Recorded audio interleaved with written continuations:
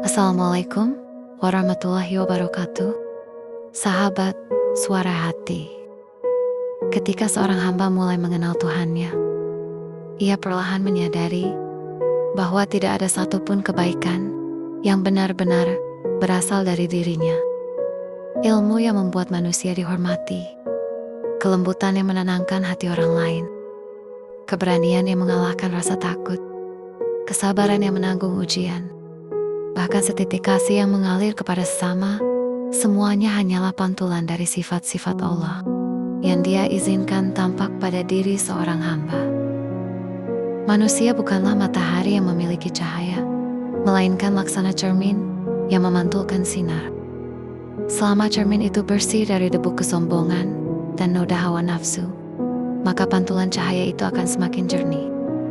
Namun ketika cermin dipenuhi oleh rasa keakuan, merasa memiliki kelebihan, merasa lebih suci, lebih alim, lebih mulia, atau lebih layak dipuji dibandingkan yang lain, di saat itulah cahaya mulai redup.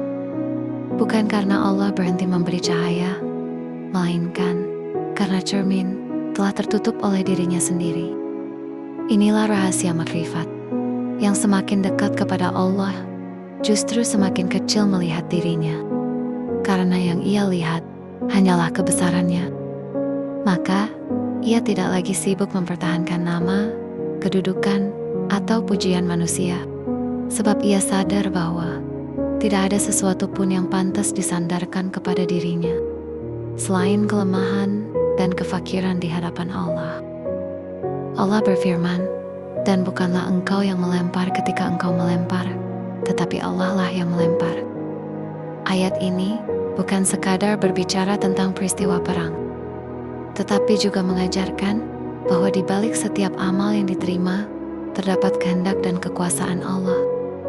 Hamba tetap berusaha, tetap berikhtiar, tetapi tidak pernah mengklaim bahwa keberhasilan itu lahir dari kekuatannya sendiri.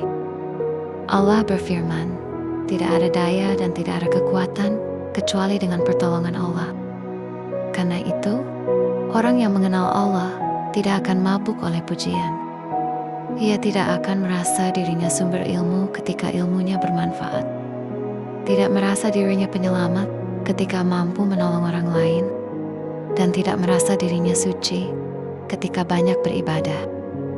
Ia justru semakin takut apabila manusia memuji pantulan cahaya pada dirinya, sementara ia lupa kepada pemilik cahaya itu sendiri. Sebab kesyirikan yang paling halus seringkali bukan menyembah berhala, melainkan ketika seseorang diam-diam mengagumi bayangan dirinya sendiri. Padahal, yang indah bukan cerminnya, melainkan cahaya yang dipantulkan. Rasulullah bersabda, "Tidak akan masuk surga orang yang di dalam hatinya terdapat kesombongan walau sebesar biji sawi." Kesombongan lahir ketika cermin mengira dirinya adalah cahaya. Sebaliknya, tawadu lahir ketika cermin sadar bahwa tanpa cahaya dari Allah, ia hanyalah benda mati yang gelap. Inilah mengapa para arif billah lebih sibuk membersihkan hati daripada mempercantik citra diri. Karena mereka tahu bahwa Allah tidak membutuhkan manusia untuk menyinarinya. Manusialah yang membutuhkan Allah agar hidupnya bercahaya. Maka puncak perjalanan seorang hamba bukanlah ketika ia dipandang mulia oleh manusia, melainkan ketika ia lenyap dari pengakuan terhadap dirinya sendiri dan hanya menyaksikan bahwa seluruh kebaikan berasal dari Allah semata. Saat itulah ia menjadi cermin yang bening, yang tidak meminta dipuji karena pantulannya, tidak kecewa ketika tidak diperhatikan, dan tidak takut kehilangan dunia. Sebab yang dijaganya bukan cahaya miliknya, tetapi kejernihan hati agar cahaya Allah tetap memancar melaluinya. Sebagaimana firman Allah, Allah adalah cahaya langit dan bumi. Ayat ini mengingatkan bahwa segala cahaya hakiki bersumber dari Allah. Adapun manusia hanyalah penerima dan pemantul sesuai kadar kebersihan hatinya.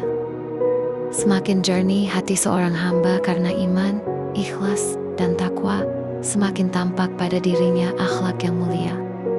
Namun cahaya itu tetap milik Allah, bukan milik hamba. Oleh karena itu, orang yang benar-benar mengenal Tuhannya tidak pernah berkata dalam hatinya, "Lihatlah, betapa bercahayanya aku." Tetapi selalu berdoa dengan penuh kerendahan, "Ya Allah, jangan biarkan cermin hatiku tertutup oleh diriku sendiri, agar setiap kebaikan yang tampak pada diriku selalu menjadi petunjuk menujumu, bukan menuju pujian terhadapku."